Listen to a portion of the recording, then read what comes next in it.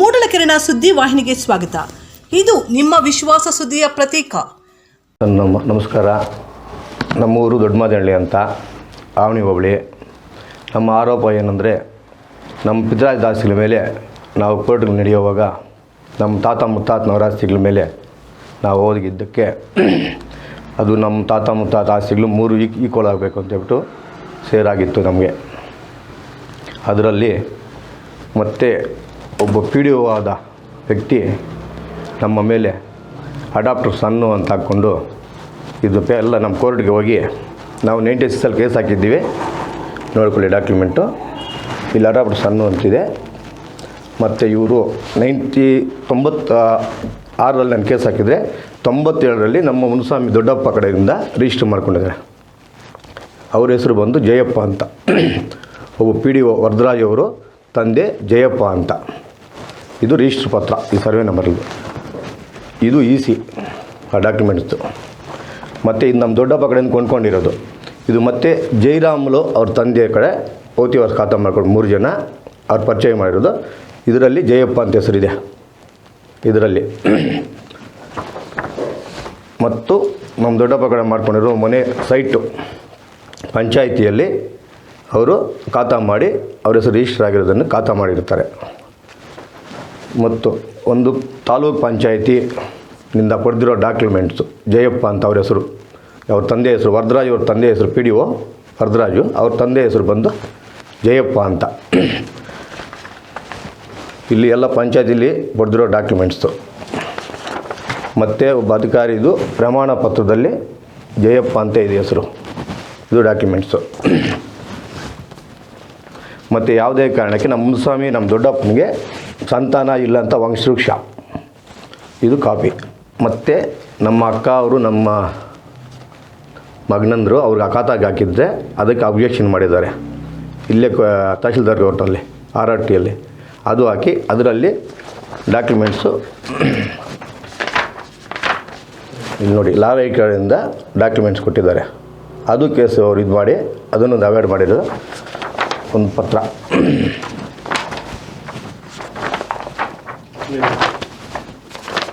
ನೋಡಿ ಇಲ್ಲಿದೆ. ಇಲ್ಲಿ ನೋಡಿ ಸಣ್ಣ ಅಂತ ಹಾಕಿಲ್ಲ, ಬರೀ ವರದರಾಜು ಅಂತ ಹಾಕಿದ್ದಾರೆ. ಮೇಲ್ಗಡೆ ನೊಂದಿದೆ ಮುನಿಕೃಷ್ಣಪ್ಪ ಅಂತ, ಅದಕ್ಕೆ ಕೆಳಗೆ ವರದರಾಜು ಅಂತ ಡಾಕ್ಟರ್ ಸಣ್ಣಪ್ಪ ಹಾಕಿಲ್ಲ. ಅದರಲ್ಲಿ ಕೇಸು ಇದು ಮಾಡ್ಕೊಂಡಿದ್ದಾನೆ ಅಕ್ರಮವಾಗಿ. ಮತ್ತು ಒಂದು ವೋಟರ್ ID ಯಲ್ಲಿ 2003ರಲ್ಲಿದು ವೋಟರ್ ID.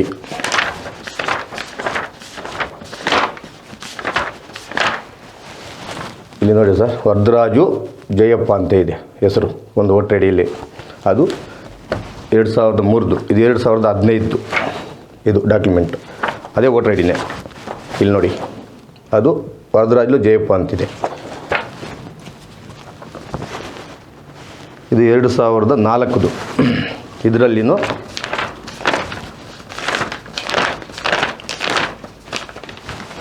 ಇಲ್ಲಿ ನೋಡಿ ಜಯಪ್ಪ ವರದರಾಜು ಅಂತ ಇದೆ. ಮತ್ತು ಒಂದು ಸಕಲ ಕಾಪಿ ಯಾವುದು ಒಂದು ಇದ್ರದ್ದು ಗೌರ್ಮೆಂಟ್ದು, ಅದರಲ್ಲಿ ಜೈರಾಮುಲು ವರದರಾಜು ಅಂತ ಇದೆ. ಮತ್ತು ನಮ್ಮ ದೊಡ್ಡ ಹನುಮಪ್ಪನಾಗಿರೋ ಮಗನು ಮುನುಸ್ವಾಮಿದಲ್ಲಿ ಈ ವಂಶಕ್ಕೆ ಬರೋದು, ಇವರು ಮಾತ್ರನೇ ಬರೋದು. ಇವರು ಇಷ್ಟು ಜನ ಬರ್ತಾರೆ. ಅದಕ್ಕೆ ಇವನು ವರದರಾಜು ಬರೋದಿಲ್ಲ. ಇದೊಂದು ಡಾಕ್ಯುಮೆಂಟ್ ಆಯಿತು. ಇವಾಗ ಆ ಡಾಕ್ಯುಮೆಂಟು ಖಾತಾ ಇಷ್ಟುವರೆಗೂ ಮಾಡೋದಕ್ಕೆ ಬಿಟ್ಟಿಲ್ಲ ನಾನು. ಇವಾಗ ಖಾತಾಗೆ ಅಪ್ಲೈ ಮಾಡಿದ್ದಾನೆ. ಎಷ್ಟನೇ 2003ರಲ್ಲಿ ಇದು ಡಾಕ್ಯುಮೆಂಟ್ಸು. ಇದರಲ್ಲಿ EC ರಿಜಿಸ್ಟರ್ ಪತ್ರ, ನಮ್ಮ ದೊಡ್ಡಪ್ಪನವ್ರಿಗೆ ಸ್ವಲ್ಪ ಪಾಣಿಗಳಿವು. ಇವಾಗ ಎಷ್ಟಿದೆಯೋ ಅಷ್ಟು.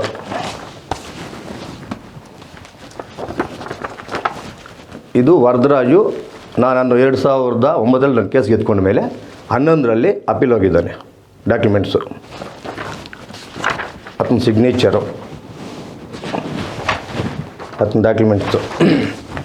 ಕೇಸು ಗೆದ್ಕೊಂಡಿದ್ದಾನೆ.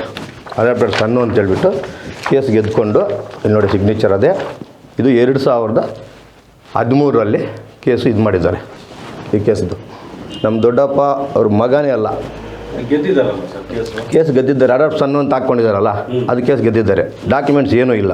ಏನೋ ಇದ್ದರೆ ಕೊಡಲೇಬೇಕಂತ ನೋಡ್ಕೊಂಡು ಅಂದ್ರೆ ಅಡಾಪ್ಟೆಡ್ ಸನ್ ಅಂತ ಅಡಾಪ್ಟೆಡ್ ಸನ್ ಅಂತ ಅಲ್ಲಿ ಕೋರ್ಟಲ್ಲಿ ಆಗಿದೆ. ಕೋರ್ಟಲ್ಲಿ ಅವ್ರು ಡಾಕ್ಯುಮೆಂಟ್ಸ್ ಕೊಟ್ಟರೆ ತಾನೇ ಆಗೋದು. ಆ ಕೋರ್ಟಲ್ಲಿ ಅಡಾಪ್ಟೆಡ್ ಸನ್ ಅಂತ ಏನು ಮಾಡಿದ್ದಾರೆ, ನಮ್ಮ ಅಜ್ಜಿ ಅವ್ರಿಗೆ ಗೊತ್ತಿಲ್ಲ ಪಾಪ. ಅವರು ಮನೇಲಿ ಇದ್ರು, ಅವ್ರು ಬಂದು ಓದ್ಕೊಂಡು ಇದ್ರು.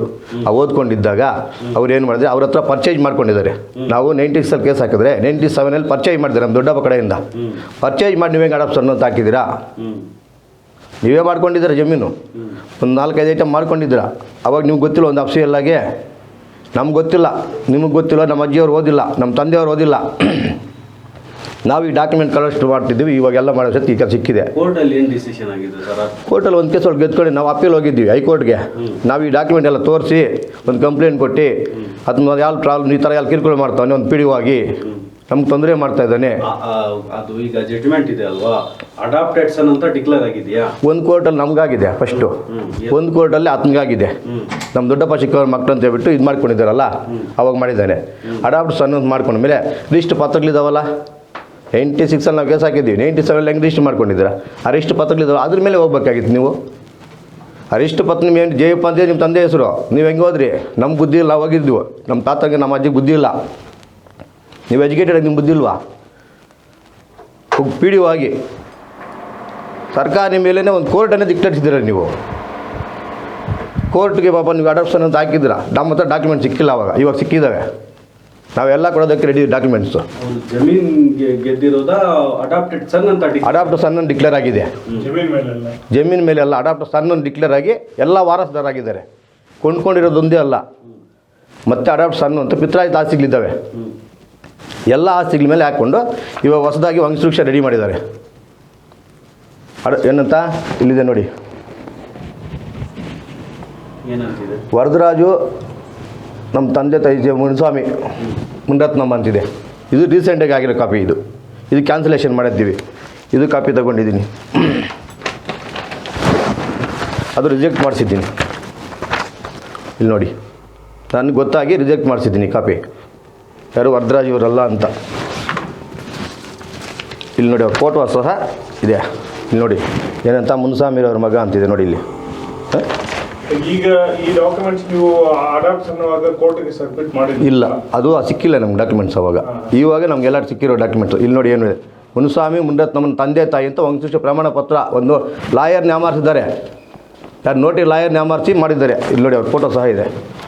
ಇಲ್ಲಿ ನೋಡಿ, ಇಲ್ಲೇನು ಜಯಪ್ಪ ಅಂತಿದೆ, ವರದರಾಜು ಜಯಪ್ಪ ಅಂತಿದೆ. ಇಲ್ಲೇನು ಬಂತು, ಮುನಿಸ್ವಾಮಿರವ್ರ ಮಗ ತಂದೆ ತಾಯಿ ಅಂತ ಬಂತು.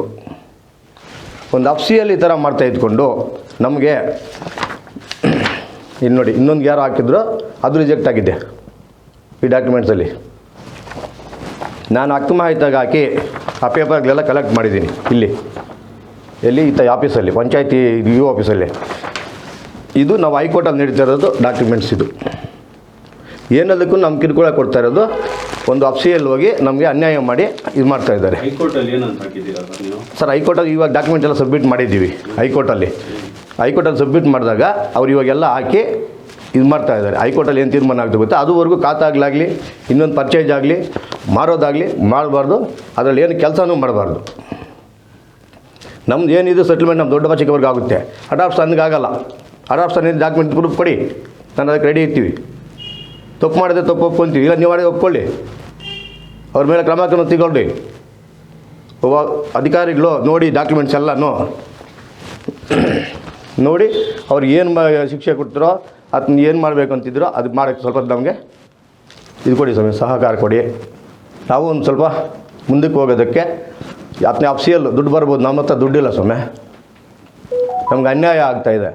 ಒಂದು ಅಫ್ಸಿಯಲ್ ಹೋಗಬಾರ್ದು.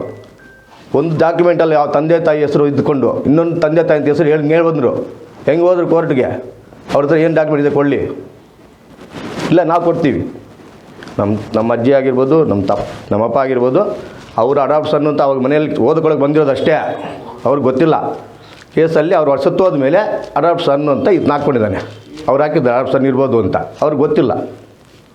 ಇವಾಗ ನಾವು ಡಾಕ್ಯುಮೆಂಟ್ಸ್ ಎಲ್ಲ ಕಲೆಕ್ಟ್ ಮಾಡೋಷ್ಟೊತ್ತಿಗೆ ಅವರು ಅಡಾಪ್ಷನ್ ಅಲ್ಲ